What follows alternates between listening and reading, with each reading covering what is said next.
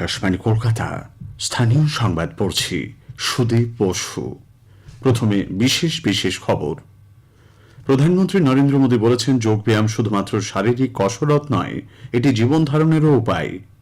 রাজ্যের বিভিন্ন প্রান্তে যোগ দিবস উদযাপনের খবর পাওয়া গেছে।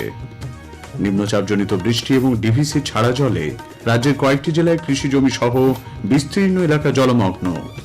হুগলির গোঘাটে বিজেপি নেতা শেখ বাকিবুল্লাহ ঝুলন্ত দেহ উদ্ধার হওয়ায় চাঞ্চল্য ছড়িয়েছে। মধ্যশিক্ষা পর্ষদ রাজ্যের স্কুলগুলোতে দ্বিতীয় তৃতীয় সামেটিভ এভালুয়েশন বা পর্যায়ক্রমিক মূল্যায়নের সূচি প্রকাশ করেছে। ইডেনে আজ প্রো টি-20 লিগে শিলিগুড়ি স্ট্রাইকার্স 5 উইকেটে হারবার ডায়মন্ডসকে হারিয়ে দিয়েছে। আসছি বিস্তারিত সংবাদে। প্রধানমন্ত্রী নরেন্দ্র মোদী বলেছেন, যোগব্যায়াম শুধুমাত্র শারীরিক কসরত নয়, এটি জীবন ধারণের উপায়ও। আজ অন্ধ্রপ্রদেশের বিশাখাপত্তনমে বিশ্ব যোগ দিবসের মূল অনুষ্ঠানে ভাষণে প্রধানমন্ত্রী বলেন, যোগাভ্যাস এখন আমাদের জীবনের গুরুত্বপূর্ণ অঙ্গ হয়ে উঠেছে। শান্তিময়, সুসমন্বিত এবং স্থিতিশীল বিশ্বের জন্য যোগকে আপন করে নেওয়ার আহ্বান জানান তিনি।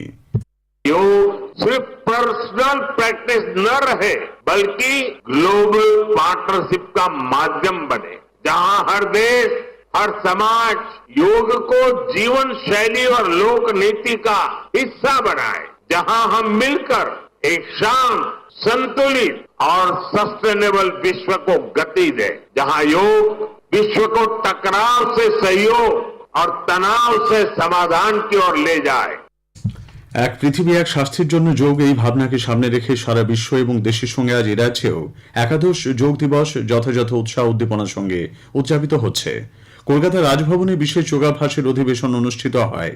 রাজ্যপাল সিভি আনন্দ বোসের পৌরোহিত্যে এই অনুষ্ঠানে শিশু থেকে শুরু করে প্রবীণ নাগরিক পর্যন্ত 400 জন অংশগ্রহণকারী যোগাভ্যাসে সামিল হন। রাজ্যপাল বলেন, সুস্থতার জন্য যোগ গুরুত্বপূর্ণ।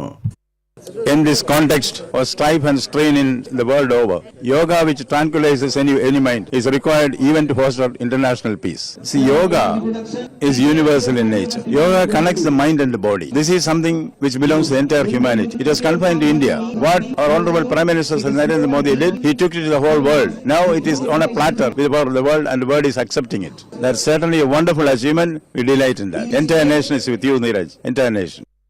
কলকাতার national institute of homeopathy football গ্রাউন্ডে আন্তর্জাতিক যোগ দিবসে অংশ নেন বিজেপির রাজ্য সভাপতি তথা কেন্দ্রীয় প্রতিমন্ত্রী সুকান্ত মজুমদার।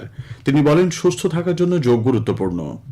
দেখুন, আজকে 11তম যোগ দিবস, সেই উপলক্ষে মাননীয় প্রধানমন্ত্রী বিশাখাপত্তনমে এবং অন্যান্য ডিগনিটারিজ সেখানে উপস্থিত ছিলেন। যোগ দিবস পালিত হয়েছে ভারতবর্ষের শুধু নয়, বিশ্বের বিভিন্ন প্রান্ত, প্রায় 170টির বেশি দেশে যোগ দিবসকে উপলক্ষ করে জাতি, বর্ণ, ধর্ম নির্বিশেষে মানুষ এই যোগ দিবসে অংশগ্রহণ। আপনারাও যোগ করুন, সুস্থ থাকুন। অন্যদিকে ইন্ডিয়ান মিউজিয়ামে আন্তর্জাতিক যোগ দিবস অনুষ্ঠানে অংশ নেন বিরোধী দলনেতা শুভেন্দু অধিকারী সহ বিজেপির পরিষদীয় দলের সদস্যরা। সাংবাদিকদের প্রশ্নের উত্তরে বিরোধী দলনেতা জানান, যোগ নিয়ে প্রধানমন্ত্রী যে পদক্ষেপ করেছেন সারা বিশ্ব তাকে গ্রহণ করেছে।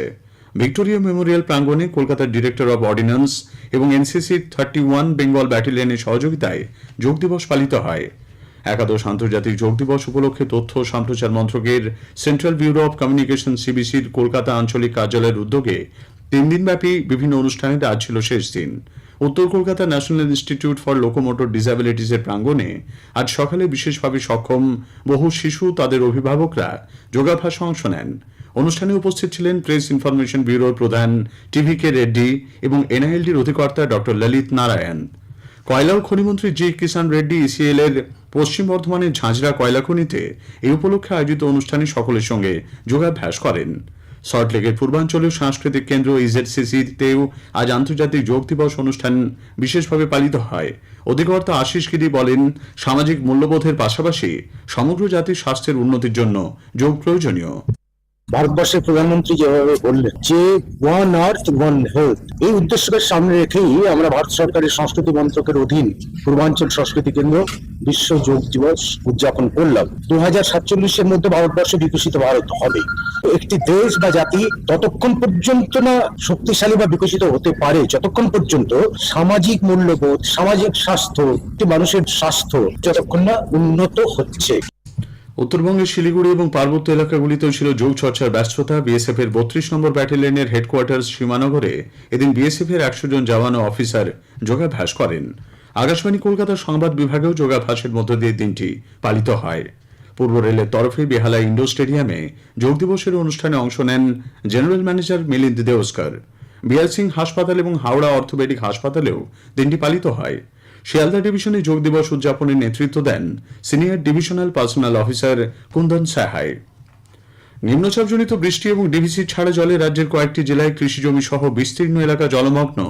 জরুরি ভিত্তিতে ত্রাণ সামগ্রীর সঙ্গে ক্ষতিগ্রস্তদের সহায়তা করতে রাজ্য সরকার ওই জেলাগুলির জন্য 4 কোটি টাকা অর্থ বরাদ্দ করেছে। এদিকে ডিভিসি আজ দুর্গাপুর ব্যারাজ থেকে জল ছাড়ার পরিমাণ বাড়িয়েছে। দুপুর 2টো পর্যন্ত 77,800 কিউসেক জল ছাড়া হচ্ছে। শুক্রবার রাত থেকে আজ সকাল পর্যন্ত ডিভিসি দুর্গাপুর ব্যারাজ থেকে লাগাতার জল ছাড়াই বেশ কয়েকটি জেলায় বন্যার আশঙ্কা দেখা দিয়েছে বলে রাজ্য সরকার জানিয়েছে।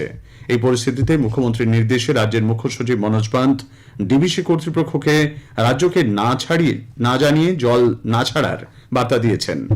এদিকে ঝাড়খণ্ড বিহার সীমান্তে বৃষ্টির পরিমাণ বেড়ে যাওয়ায় জলস্তর বাড়ছে দামোদর এবং বরাকরে। পরিস্থিতি পর্যালোচনা করতে মুখ্য সচিব সেচ দপ্তর এবং বিপর্যয় মোকাবিলা দপ্তরের সঙ্গে উচ্চ পর্যায়ের বৈঠক করেন।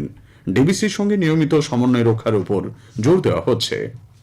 হুগলির গোঘাটে বিজেপি নেতা শেখ বাকিবুল্লাহ ঝুলন্ত দেহ উদ্ধার হয় চাঞ্চল্য ছড়িয়েছে। পরিবারের তরফে হত্যার অভিযোগ করা হলেও পুলিশ জানিয়েছে এই ঘটনা আত্মহত্যার। চূড়ান্ত রিপোর্ট এলে আরও সঠিকভাবে বলা সম্ভব হবে বলে প্রশাসনের তরফে জানানো হয়েছে। উল্লেখ্য, আজ সকালে নিজের বাড়ির দোতলায় বাকিবুল্লাহ ঝুলন্ত দেহ উদ্ধার হয়। তার 2 হাত দড়ি দিয়ে বাঁধা ছিল। বিজেপি এর পেছনে শাসক দলের হাত রয়েছে বলে আশঙ্কা প্রকাশ করে দলের রাজ্যসভার সাংসদ তথা মুখপাত্র শ্রমিক ভট্টাচার্য বলেন, এর আগেও একই কায়দায় একাধিক বিজেপি কর্মীর মৃত্যু হয়েছে। কেউ আত্মহত্যা করছে গলায় দড়ি দিয়ে, তার হাত বাঁধা আছে, এরকম তো অতীতে কোনোদিন শোনা যায়। এর আগেও পশ্চিমবঙ্গে বিজেপি কর্মী খুন হয়েছেন, একজন প্রাক্তন বিধায়ক কর্মী খুন হয়েছেন, দেখা যাচ্ছে তার গলায় ফাঁস লেগেছে, তার পা মাটিতে আছে, কিন্তু তিনি মারা গেছেন। আমাদের দমদমে প্রসেনজিৎ, তাকে মেরে তার বাড়ির বারান্দায় ঝুলিয়ে দেওয়া হয়েছে আত্মহত্যা করে। তো এটা তো তৃণমূলী কায়দা খুনের।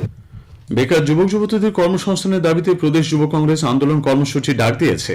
বিধান ভবনে আজ এক সাংবাদিক বৈঠকে রাজ্যে নিয়োগ দুর্নীতির বিষয়টি তুলে ধরেন প্রদেশ যুব কংগ্রেসের নেতা নেত্রীরা। স্থানীয় সংবাদ শুনছেন আকাশবাণী কলকাতা কেন্দ্র থেকে। আমাদের সংবাদ শোনা যাচ্ছে ইউটিউব চ্যানেল আকাশবাণী সংবাদ বাংলা, ফেসবুক, ইনস্টাগ্রাম আকাশবাণী সংবাদ কলকাতা এবং এক্স হ্যান্ডেল এআইআর নিউজ কলকাতাতে। মধ্যশিক্ষা পর্ষদ রাজ্যের স্কুলগুলোতে 2য় এবং 3য় সামেটিভ এভালুয়েশন বা পর্যায়ক্রমিক মূল্যায়নের সূচি প্রকাশ করেছে।